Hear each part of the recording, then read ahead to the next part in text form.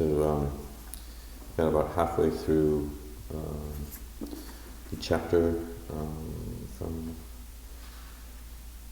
Ajahn Sucitto, The World of the Five Aggregates.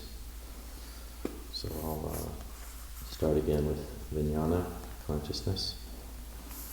And this is from his book, Most Precious Gift. The last aggregate, Vijnana, consciousness, is the potential to receive impressions. It's the messenger. Consciousness is a property that brings a basic entry of experience into awareness. If you are not conscious of something, it doesn't happen. Consciousness occurs through the ears, eyes, nose, tongue, body, and thinking mind. It receives things in different ways depending on whether it's affected by fear or wisdom, and so forth. You can be slightly paranoid or edgy. You can also have impaired eyesight, for example, not being able to differentiate brown from green, or hearing difficulties, so you don't get it. We can end up identifying with that and thinking, I'm stupid or inadequate. But it's all just a matter of consciousness, which is a conditioned factor. It has limitations, it brings what it can. How is this then considered the world? First of all, consciousness cognizes a form. It can be visual, auditory, and so on, and brings it into awareness. Then a feeling occurs, a perception arises, an activation occurs, and consciousness is then bounced into further becoming. For example, you hear something, a pleasant feeling arises in the mind. It reminds you of a song you heard. You become interested, and your consciousness then goes to, where was I in 1994? Oh yeah, I was in Paris having a good time. It reminds me of that song. So your consciousness has then bounced into Paris, 1994. And there you are for a few microseconds until something else happens and the consciousness bounces to receive it. This process of consciousness being bounced along to keep picking up new messages and new signals is called rebirth, or further becoming, and is directed by Sankhara. Sankhara keeps throwing consciousness on. Some of this bouncing is extremely painful because when you have these sankharas, which are afflicted by ignorance and trapped in self-view, you're bounced around the cage called myself. He did this. They never do that. Why should I be like this? How can I stop being like that? The energies of agitation, aversion, resistance, and worry bounce consciousness around. Lo and behold, another perception arises in line with that, and we give it another spin, and so on. Through this non-awakening or non-realization, there is an experience of being trapped inside the cage of the five aggregates. Like a squirrel finding something rather juicy to carry inside that cage and nibbling on it, we're occasionally having a nice time there. But when something comes in and disturbs us, we become ratty and nasty. We run around our cage again thinking, how am I going to get out of here? I don't want to be in here. Then somebody comes and gives us a peanut, so we think, I like it here, don't disturb me. That's what feelings can do. When you have a pleasant feeling, you think, this is really all right. But when it goes wrong, you think, I want to get out, I want liberation, I want freedom, I want release. But a banana would do. And you settle down inside the cage again. But when you see the non-fulfillment of pleasant feelings and perceptions, however agreeable, when you realize that eventually you will have to face the unresolved stuff again, then you start to think, there's no point getting buried in this again. You're going to have to really understand these five aggregates and let them go. The citta, the awareness property, is seen as not really within the five aggregate system. It tends to be affected by ignorance. The unawakened citta is confused. It runs around inside the five aggregate system, experiencing a self who is either finding some quiet or comfortable place inside this cage, or wanting to get out of it. That's its default, and it leads to confusion. You may wonder, how do I get to Nibbana? The blunt answer is, you don't. It only occurs through the release of the self within that cage. The citta can feel very much embedded in the five aggregates, but it can be released from them. This release comes around because the five aggregates are not really solid at all. They are like the tracks of electrons around an atom. They are all conditioned, concocted, constructed, dynamic, and fluid. We could say they're all sankharad, and they become reified or solidified by the degree of ignorance, fascination, resistance, and aversion. In fact, by a defective relationship with experience. If we can bring perfection to that relationship, then these aggregates don't have to solidify. They can be brought into being when it's suitable, so we're not in some spaced out state, and they can also be rested, but whether they're forming or not forming, there isn't the sense of being them.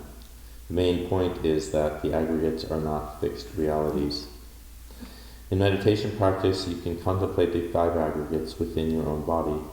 For example, you can contemplate form by noticing the earth element. A common error is to assume that rupa means body. Rupa doesn't mean body, it means form.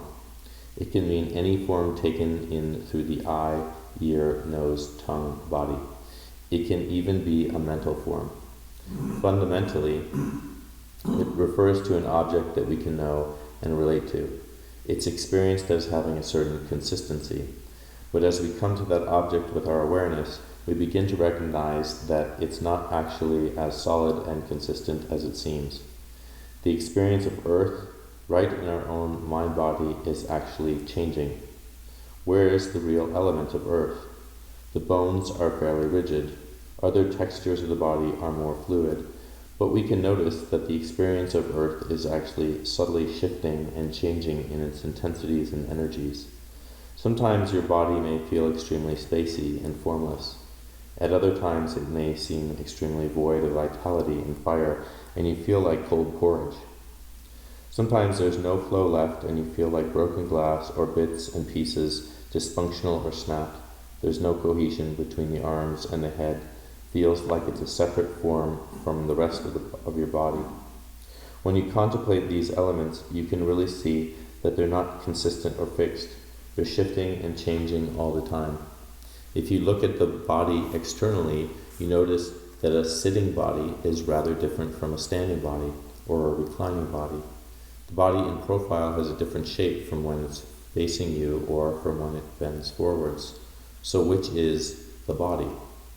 If you look at it distinctly from moment to moment, which is the real one? How high is it? Is it male? Is it female? Is it somewhere between the two? What color of hair would it have? What about the eyes? What color are those eyes? How big are they? You realize there's no such thing as the body. There's only a very general perception of it. Before an autopsy, the body looks like a person laid on a slab, but it's not moving. It's not a person. It's a body. When they take bits off of it, at a certain point, it's no longer a body. It's just meat. It's quite a shift. The most wrenching moment is probably when they take the face off.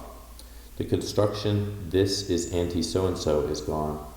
When the face goes, the person goes too. There's a body, but it's not a person, and pretty soon we wouldn't even call it a body. We would call it meat. Various kinds of meat and bones. And yet it's all there. Where did the body go? They just rearranged parts of it, and yet we would not attribute a person to that. We probably wouldn't even consider it a human being anymore. So what happened? Change happened. And this is what happens all the time. Are you the 2-year-old, the 5-year-old, the 8-year-old, the 15-year-old, the 28-year-old, the 40-year-old, the 60-year-old, the 80-year-old? Which one are you? Really bear this in mind. Change is the doorway of liberation. By sustaining mindfulness, you're not mesmerized by any facet of the change into thinking, oh, this is the real thing. This is what we really are. We're just a bag of old meat. No, I wouldn't say that.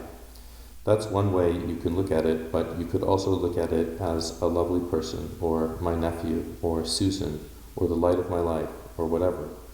A designer, a fashion person, a photographer, and a doctor would probably see the body in rather different ways. They will have a different perception of it. When we experience rupa, along with it come perceptions, impressions, and probably qualities of feeling and reactions. These 5 aggregates are mixing together. If you sustain attention and don't get fazed by any aspect of the change, you notice that your mind stops injecting fascination, aversion, identification, and comparison around that experience. That's the practice, essentially. Even though this could be quite complex analysis, practice is actually looking at very simple things and being able to distinguish them. There's the object of attention, and there's my feeling about it, my perception of it, and my measurement of it. Those two things, the bare object and my additions around it, are different. Could that measuring quality, that differentiation, cease? What happens when it stops? Something seems to go very quiet, cool, and open.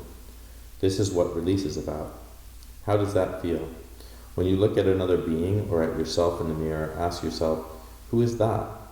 And observe what you make out of it. Could that stop? What happens then? Stay there. Stay with it. That's a fairly simple meditation. You notice arising features of the body. You notice passing qualities of the body. You notice arising perceptions, and you notice perceptions as they cease. You notice the arising of feelings and activities. You notice what they are. You notice them cease. As you allow that process to occur, ask yourself, what's always here? You establish mindfulness so that you don't flicker from that attentiveness, that coolness, that dispassion, and you are prepared to witness the nothing much, the rather disturbing, the interesting, the poignant, the frightening, the boring. And you stay with it. It's arising, it's ceasing, and also there's a sense of what's always here, the citta. You're cultivating awareness of the movement of the aggregates. You can't concoct, decide, determine, or have an attitude outside the aggregates. These activities are all within them. You can't be somebody outside the aggregates because the sense of self is an aggregate. If you start forming judgments or opinions about your aggregates, whether you are them or aren't them, that forming of an opinion is called sankhara. That's an aggregate. The aggregates don't exclude any piece. However, there can be an increasing dispassion, openness, non-resistance, and non-fascination with the aggregates. And through that, the relationships of aversion, fascination, blindness, and reactivity gradually cease. The citta becomes more apparent. You begin to see the light rather than the colors.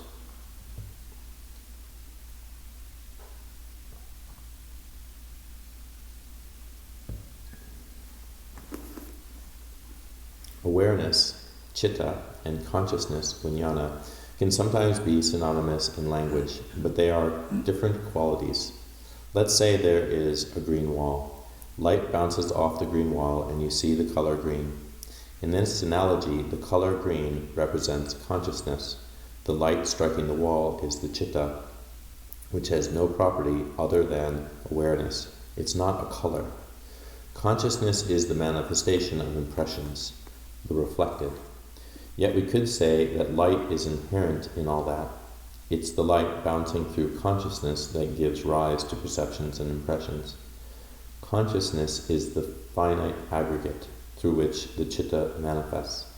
As we grow more dispassionate towards consciousness, less mesmerized by it, less averse to it, less frightened by it, there's dispassion, cooling, relinquishment, liberation, the realization of the citta, awareness, knowing itself. We're noticing the arising of the body, the ceasing of the world, and the path leading through that. It's another formulation of the Noble Truths. In fact, nothing is really destroyed apart from ignorance. We can see these aggregates as a problem, and they can be very problematic. But they're also the natural creations for life in this realm. They give us functionality, language, navigation, locations, purposes, and motivations, and can be purified. During his life, the Buddha had the purified aggregates as his potentials. He continued to manifest in terms of these aggregates. To say the Buddha is outside the aggregates is incorrect, and to say he is within them is also incorrect. He can manifest in these aggregates for the welfare of beings as long as the lifespan lasts, and then when it's finished, there isn't a bouncing on of consciousness into another series of aggregates. They're relinquished. That's the trajectory of the practice. As it's said many times, the nub of the practice is being fully aware of form as form. Form is constantly forming, deforming, conforming, malforming, informing, Shapes change. Seeing this, we get a sense of, I've seen it all, enough. One is no longer mesmerized or taking a stand upon or against form. Form is just what happens, and we practice likewise with the other aggregates. It's important to distinguish between rupa and kaya. Rupa can sometimes be translated as body because that's the most obvious place where rupa manifests. Rupa has the sense of a discernible object. In fact, the eye is often associated with rupa in the sense of a visual object because it's nicely clear and defined. There's this thing here, it has boundaries around it. That's one of the easiest ways to determine rupa. But it can also refer to a bodily form or even an auditory form. A sound strikes the ear and there's an impression of it, a perception of it, a feeling around it, and then the activations around it. Rupa could also be a mental form. A thought sustained in the mind becomes a mind object or mental form. And then there can be a perception of it, and you can react and respond to that. The aggregates cover everything. There's no person separate from them. So we keep aware of that tendency to take a stand. Taking a stand is sankhara. It's an activity and a clinging, an adopting of a particular set of theories, notions, positions, views, or attitudes. That's called ditthi, which is one aspect of clinging. The aggregates are said to be affected by clinging. Clinging is sankhara, an activity. Sankhara is both within and also whirling away, weaving and binding everything together, setting up all the reactions, all the stances, all the standpoints, all the opinions and counter-opinions. Again, we can simplify the practice right down to handling sankhara, because that's the one that bounces consciousness along to the next thing. If we could quieten sankhara, tame it and master it, it wouldn't do that. Or at least it would bounce to somewhere nice, such as the blissful realms, which arise through cultivation. So sankhara has to be handled and cultivated. You can't just switch it off. The practice itself is sankhara because it has to do with intentions. The leading aspect of sankhara is intentionality. It's the impulse to do, the attitudinal impulse that is saying, I'm up for that, or I'm interested in that, or my attention is swinging towards that. That movement of the mind is sankhara, and we can deliberately recognize it in our own minds. We begin by handling sankhara, mollifying it and making it skillful, instead of allowing it to lurch along in its old habits. Intentionality creates karma. It creates habitual ruts. The mind then goes down and becomes myself, which is also a karmic formation. Therefore, sankhara has to be handled with great attentiveness and responsibility. What could be managed? Since there's a huge inheritance in sankhara, the ball is already rolling. We're not starting on level ground. We're starting already impelled, rolling along. How long does it take to turn an oil tanker around? How long does it take to shift sankhara? It's best to switch the clock off because that's another sankhara, and not a very helpful one. It gets in the way. So just do it a moment at a time. Apply yourself to, could this be studied? Could this be listened to? Could this be gently opened out? Could this be firmly restrained? Could this be shifted to a more skillful attitude and response to a more skillful relationship with experience? In the Anapanasati Sutta, the Buddha is referring to calming the kaya sankhara, smoothing it out. Kaya sankhara is a sankhara in the body, and it's associated with breathing in and out. It's the activations that make us breathe. When we're cultivating kaya sankhara, we're actually working on sankhara. It wants to rush off into the mind, so you bring it back to breathing and let it stay there so that your breathing experience becomes softer and more fluent. You're soothing it, giving attention to it. You give up time, give up identity, and open your body. As you're breathing in and out, you're discerning the entire body, feeling all the bodily experiences, the energies, the pressures, the channels, the openness, the fluidity, the vitalities. The quality of breathing in and out, the kaya sankhara, begins to steady and moves through the body, giving rise to a certain unification, a calm and subtle pleasantness called piti and sukha. The chitta sankharas by mano-vijnana, mind consciousness, are the forms within the mind.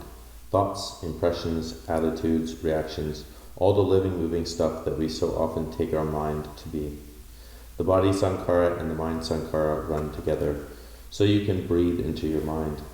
As you're experiencing a powerful thought, a powerful feeling or emotion, you hold it and widen your attention. Within this experience of fear or worry, you're not trying to change it, but just widening the lens. How is the breathing within this experience? Then, how is the breathing right at the base of the belly? And how is the breathing as it sweeps up into the diaphragm? By placing the two together without losing the mental pattern, you're inclining the mind much more to the fundamental bodily pattern. The bodily pattern begins to pull the mental pattern out of shape. The mental pattern, say of agitation, is probably going to be up in the top of your chest and your face, and there is going to be a certain tightness in your body. When you come back to the fuller and more calmed body within that, the two energies meet and the body begins to gently release the sankhara in the mind. You can't really be angry and upset if your body feels relaxed and open. You can't get it going. The body has to tighten up and contract to do that. Let's say something annoyed you in the morning. The topic of the annoyance was a 5-minute conversation. That's now finished. Yet the affected tone of annoyance is still there. You're still feeling brusque and touchy. You think, if anybody else gives me flack, I'm going to give them what for? The body pattern firms up and sustains that emotional pattern even when that event that triggered it is over.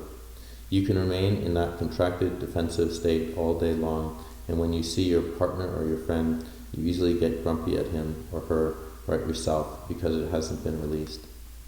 It works both ways. If your mental pattern is strongly encouraged towards patience, parami, kindness, generosity, grounding yourself when you're calm, experiencing real loving patience and forgiveness towards yourself, then that's going to firm up as well and become more your ground state. Then, even when disappointing experiences happen, you get a little bit of affect, but it doesn't really matter. Stuff doesn't rock you so much because your ground state is much more confident, assured, and comfortable.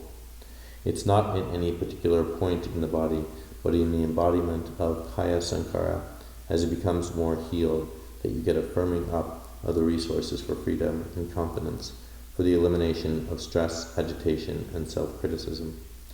All these things can seem extremely psychological, but even with events that happened years ago, here and now there can be the firming up that releases you from their effects. This is certainly something to give full attention to because there isn't another way to do it. If you approach it in some other way, it will lead back to this eventually anyway. If you work it out psychologically, you might feel a sense of, I feel better now, and it will land in your body. If it hasn't landed in your body, the release of the effects hasn't happened yet. It's really in the embodiment that any understanding, any degree of shift or change is grounded, held, sustained, and becomes a foundation for your freedom. Otherwise, it's just an inspiring moment, a good idea, or a nice person, but it hasn't been integrated. The aggregates are everything. It's the retreat center, the mist on the windows, the light, the rain, the shrine, the nice food, the people looking after you, me, everybody. They are all part of the resource field, something you can open to. Is any of it carrying ill will, pressure, fear, judgment, or demand? Take in the wide qualities of the whole field of the retreat, so you're not on your own somewhere in the back of your head or in the deep depths of your heart. When you contemplate the aggregates, there's nowhere you can look where they can't be found. There's nothing you can touch that isn't them. So it's in this world that we find the release from the world. And when our meditation becomes very open and full, we can see where the resources are. Essentially, they are in the perceptions, energies, and activations as you begin to shift from distressing patterns to patterns that give you groundedness, contentment, and relief. That's the way it builds up from such small things to liberation. Once you get the ball rolling, if you sustain it, that's where it's going to go.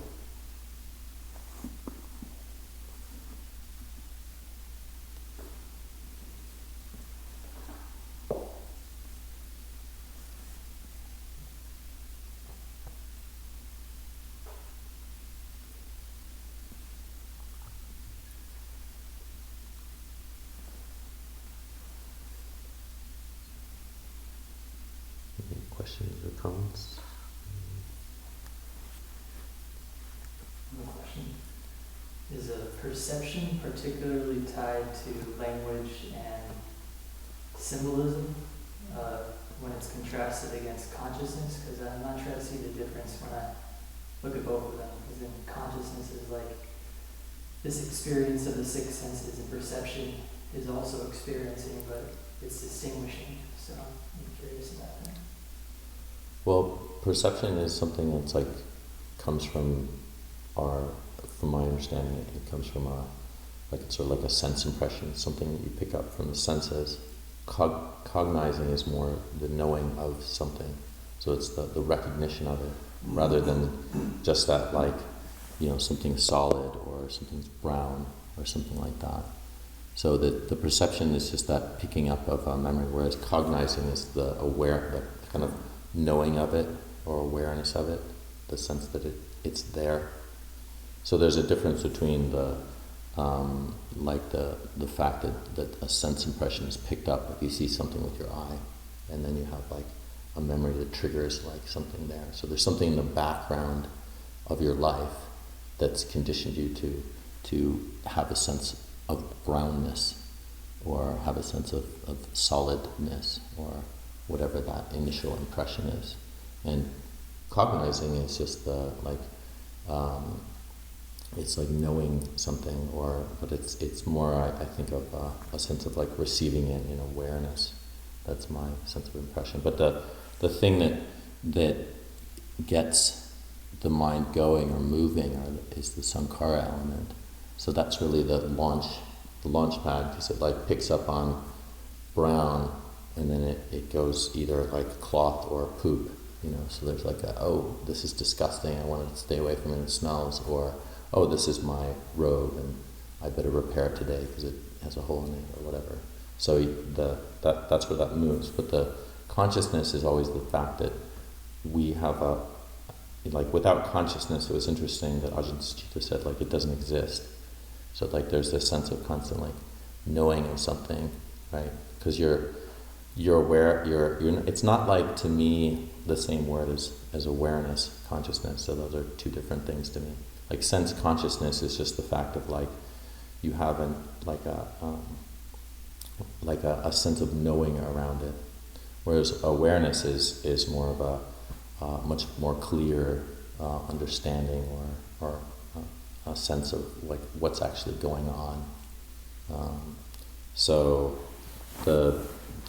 I would say the difference between perception with just your original question is it's just like a picking up of something that your senses have drawn you into, and it's like the mind gets that one thing about it, right? Something that you picked up, like brown, and then it starts to kind of move there.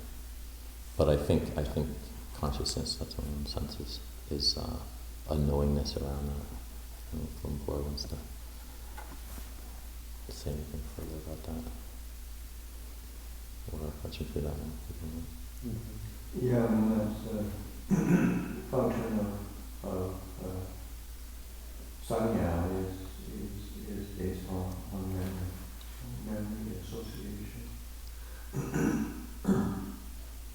and also that distinction between consciousness and awareness. Mindfulness is a sankhara. It's pulling together the different elements of the experience and sort of integrating them somehow. Do you think Lumpur, I was just going to ask, when Ajahn Sucitto said that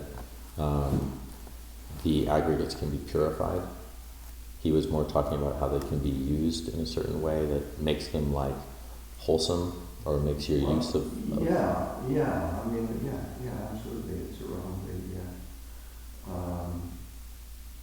if they couldn't, then the whole Buddhist project is hopeless. But the reality is those five aggregates can be shift from Pancha Upadana Khandas,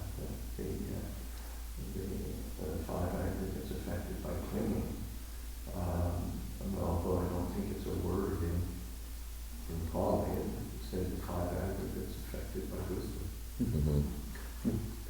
Well, they're not, so by being not affected by clinging, that's what he's probably talking about with purification. Yeah, that's what I was saying. Panchupadana Khanda becomes just Panchakhanda. Yeah, it becomes Panchakhanda, but it's also, it's not inert. I mean, it's something that is one can rely on, and wisdom and compassion and awareness. Or do you think that would always mean that, like in the case of someone attained enlightenment, if they would always be having pure thoughts or like good, wholesome thoughts, or that not necessarily, but they wouldn't be using them or No, I mean, the reality is that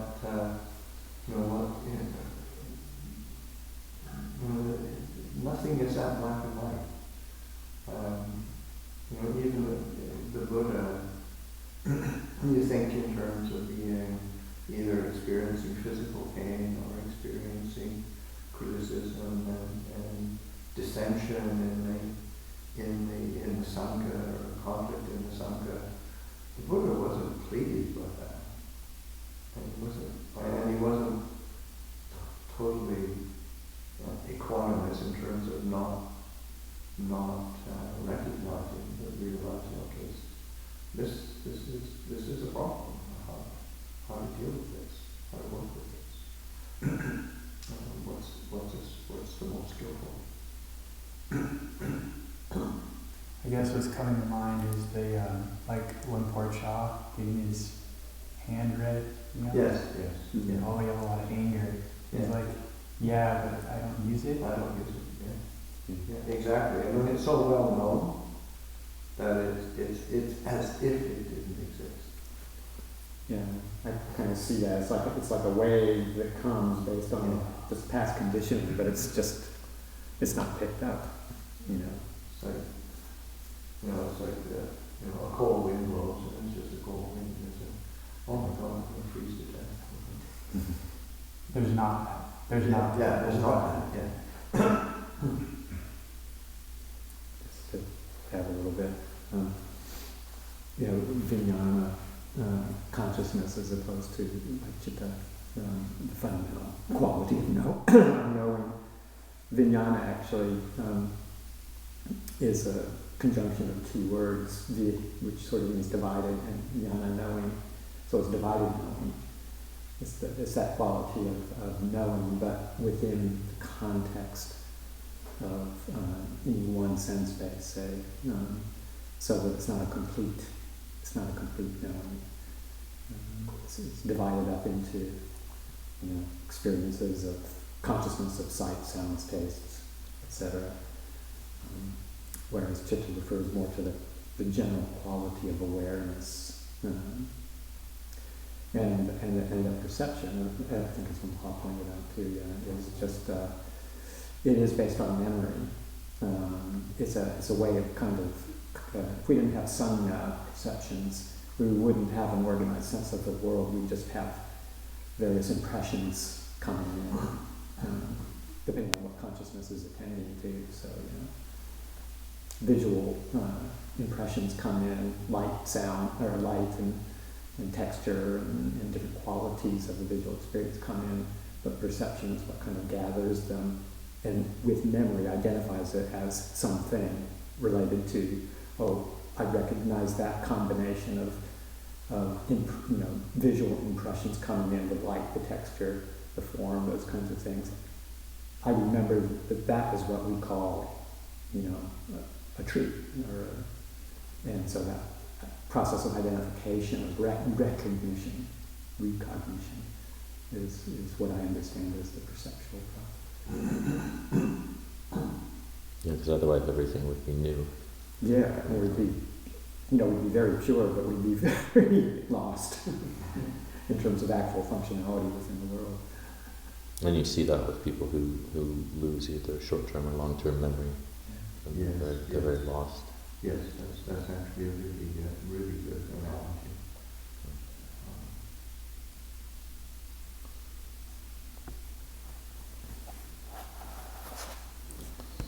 Well, we can do a little more, some time left to do some sutta analysis. So, this is just from a study guide called A Burden Off the Mind from Ajahn Jeff. And again, he gets into the details of the suttas. Ajahn Sucitto now is kind of picking up kind of sewing the whole picture together and also explaining how to use it practically in the mind. So again, this is from Ajahn Jeff. The Buddha's awakening gave him, among other things, a new perspective on the uses and limitations of words. He had discovered a reality, the deathless, that no words could describe. At the same time, he discovered that the path to awakening could be described, although it involved a new way of seeing and conceptualizing the problem of suffering and stress. Because ordinary concepts were often poor tools for teaching the path, he had to invent new concepts and to stretch pre-existing words to encompass those concepts so that others could taste awakening themselves. One of the new concepts most central to his teaching was that of the Khandas, usually translated into English as aggregates. Prior to the Buddha, the Pali word Khanda had very ordinary meanings. A Khanda could be a pile, a bundle, a heap, a mass. It could also be the trunk of a tree. In his first sermon, though, the Buddha gave it a new psychological meaning, introducing the term clinging khandas to summarize his analysis of the truth of stress and suffering. Throughout the remainder of his teaching career, he referred to these psychological khandas time and again. Their importance in his teachings has thus been obvious to every generation of Buddhists ever since. Less obvious, though, has been the issue of how they are important. How should a meditator make use of the concept of the psychological khandas? What questions are they meant to answer? The most common response to these questions is best exemplified by two recent scholarly books devoted to the subject. Both treat the khandas as the Buddha's answer to the question, what is a person? To quote from the jacket of the first, if Buddhism denies a permanent self, how does it perceive identity? What we conventionally call a person can be understood in terms of 5 aggregates, the sum of which must not be taken for a permanent entity, since beings are nothing but an amalgam of ever-changing phenomena. Without a thorough understanding of the 5 aggregates, we cannot grasp the liberation process at work within the individual, who is, after all, simply an amalgam of the 5 aggregates. From the introduction of the other author, the third key teaching is given by the Buddha in context when he is asked about individual identity, when people want to know what I am, what is my real self.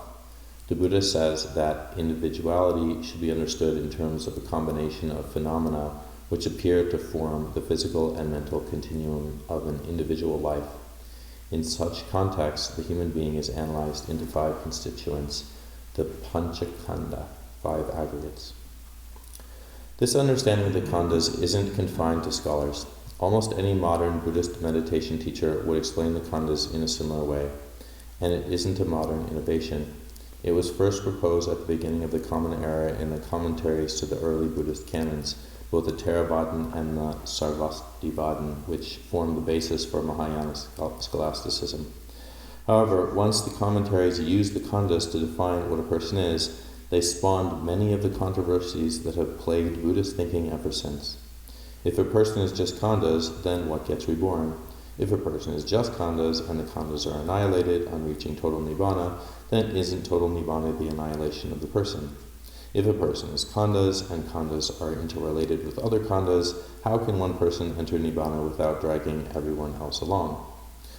A large part of the history of Buddhist thought has been the story of ingenious but unsuccessful attempts to settle these questions. It's instructive to note, though, that the Pali Canon never quotes the Buddha as trying to answer them. In fact, it never quotes him as trying to define what a person is at all. Instead, it quotes him as saying that to define yourself in any way is to limit yourself, and that the question, what I am, is best ignored. This suggests that he formulated the concept of the khandas to answer other different questions. If, as meditators, we want to make the best use of this concept, we should look at what those original questions were, determine how they apply to our practice. The canon depicts the Buddha as saying that he taught only two topics, suffering and the end of suffering. A survey of the Pali discourses shows him using the concept of the Khandas to answer the primary questions related to those topics. What is suffering? How is it caused? What can be done to bring those causes to an end? The Buddha introduced the concept of the Khandas in his first sermon in response to the first of these questions. His short definition of suffering was the 5 clinging Khandas. This fairly cryptic phrase can be fleshed out by drawing on other passages in the canon. The 5 Khandas are bundles or heaps, or piles of form, feeling, perception, fabrications, and consciousness. Again, fabrications is Ajahn just used the word sankhara, which is also mental formations. None of the texts explain why the Buddha used the word khanda to describe these things. The meaning of tree trunk may be relevant to the pervasive fire imagery in the canon, nibbana being the extinguishing of the fires of passion, aversion, and delusion. But none of the texts explicitly make this connection. The common and explicit image is of the Khandas as burdensome. We can think of them as piles of bricks we carry on our shoulders. However, these piles are best understood not as objects but as activities, for an important passage defines them in terms of their functions. Form, which covers physical phenomena of all sorts, both within and without the body, wears down or deforms. Feeling feels pleasure, pain, and neither pleasure nor pain. Perception labels or identifies objects. Consciousness cognizes the 6 senses, counting the intellect as the 6th, along with their objects. Of the 5 Khandas, fabrication or mental formation is the most complex. Passages in the canon define it as intention, but it includes a wide variety of activities such as attention, evaluation, and all the active processes of the mind. It is also the most fundamental khanda, for its intentional activity underlies the experience of form, feeling, etc. in the present moment. Thus, intention is an integral part of our experience of all the khandas. An important point for this means that there is an element of intention in all suffering. This opens the possibility that suffering can be ended by changing our intentions, or abandoning them entirely, which is precisely the point of the Buddha's teachings. To understand how this happens, we have to look more closely at how suffering arises, or in other words, how khandas become clinging khandas. When khandas are experienced, the process of fabrication or mental formation normally doesn't simply stop there. If attention focuses on the khandas, attractive features, beautiful forms, pleasant feelings, etc., it can give rise to passion and delight. This passion and delight can take many forms, but the most tenacious is the habitual act of fabricating a sense of me or mine, identifying with a particular khanda or set of khandas, or claiming possession of it. This sense of me and mine is rarely static. It roams like an amoeba, changing its contours as it changes location.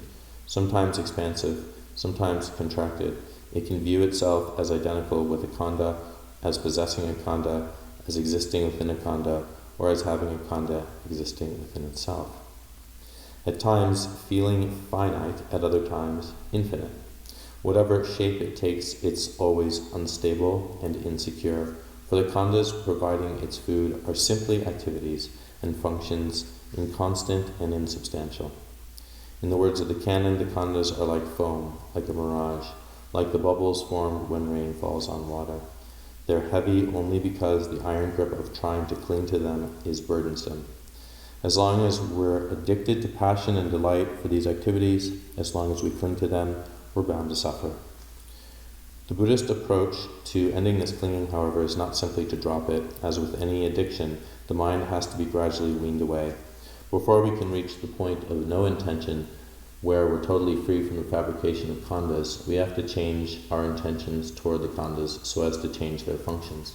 Instead of using them for the purpose of constructing a self, we use them for the purpose of creating a path to the end of suffering.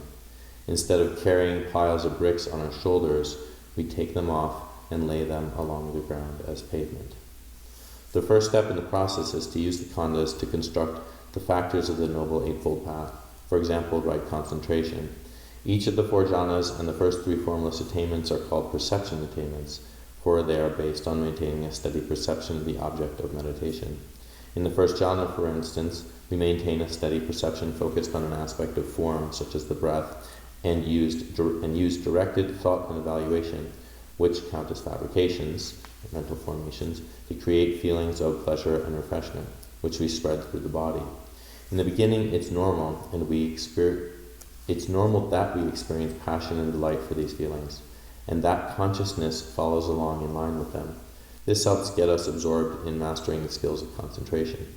Once we've gained the sense of strength and well-being that comes from mastering these skills, we can proceed to the second step, attending to the drawbacks of even the refined khandas we experience in concentration, so as to undercut the passion and delight we feel for them.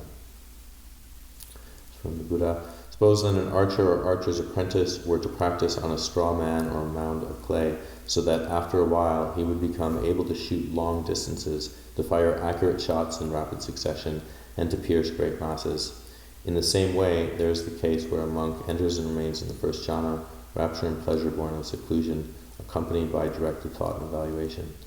He regards whatever phenomena there are connected with form, feeling, perceptions, fabrications, and consciousness as inconstant, stressful, a disease, a cancer, an error, painful, an affliction, alien, a disintegration, a void, not self. Similarly with the other levels of jhana. The various ways of fostering dispassion are also khandas of perception.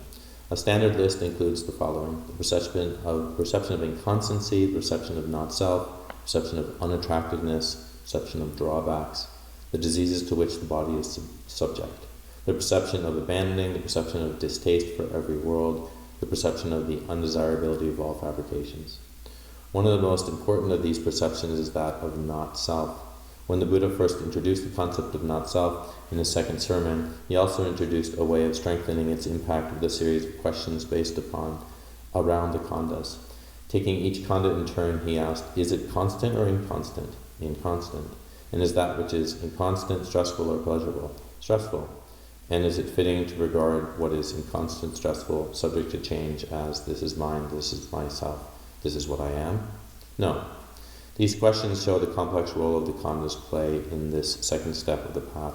The questions themselves are khandas of fabrication, and they use the concept of the khandas to deconstruct any passion and delight that might center on the khandas and create suffering. Thus, in this step, we use khandas that point out the drawbacks of the khandas. If used unskillfully, though, these perceptions, fabrications, can simply replace passion with its mirror image, aversion. This is why they have to be based on the first step, the well-being constructed in jhana, and coupled with the third step, the perceptions of dispassion and cessation that incline the mind to the deathless. This is peace, this is exquisite, the resolution of all fabrications, the relinquishment of all acquisitions, the ending of craving, dispassion, cessation, unbinding. In effect, these are perception khandas that point the mind beyond all khandas. The texts say that this three-step process can lead to one of two results. If after undercutting passion and delight for the khandas, the mind contains any residual passion for the perception of the deathless, it will attain the third level of awakening, called non-return. If passion and delight are entirely eradicated, though, all clinging is entirely abandoned, the intentions that fabricate khandas are dropped, and the mind totally released. The bricks of the pavement have turned into a runway, and the mind has taken off. Into what? The authors of the discourses seem unwilling to say, even to the extent of describing it as a state of existence, non-existence, neither or both. As one of the discourses states, the freedom of lying beyond the khandas, the freedom lying beyond the khandas also lies beyond the realm to which language properly applies. There is also the very real practical problem that any preconceived notions of that freedom, if clung to as a perception khanda, could easily act as an obstacle to its attainment. Still, there is also the possibility that, if properly used, such a perception khanda might act as an aid to the path.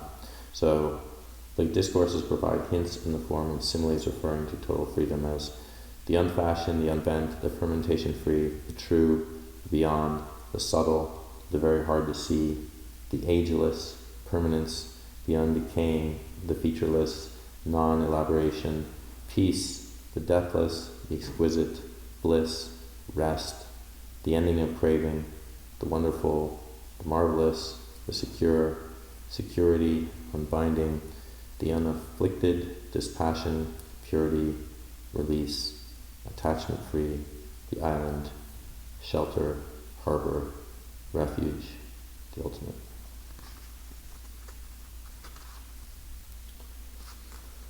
Other passages mention a consciousness in this freedom, without feature or surface, without end, luminous all around, lying outside of time and space, experienced when the six sense spheres stop functioning.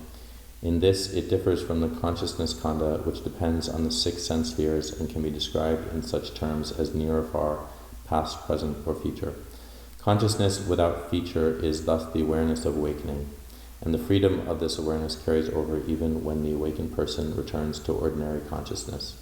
As the Buddha said of himself, freed, disassociated, and released from form, the Tathagata dwells with unrestricted awareness, freedom, disassociated, and released from feeling, perception, fabrications, consciousness, birth, aging, death, suffering, and stress, defilement, the Tathagata dwells with unrestricted awareness. This shows again the importance of bringing the right questions to the teachings on the Khandas. If you use them to define what you are as a person, you tie yourself down to no purpose. The questions keep piling on. But if you use them to put an end to suffering, your questions fall away and you're free. You never again cling to the Khandas and no longer need to use them to end your self-created suffering. As long as you're still alive, you can employ the Khandas as needed for whatever skillful uses you see fit. After that, you're liberated from all uses and needs, including the need to find words to describe that freedom to yourself or to anyone else. Well, it's a little late, so you could I'll wrap it up.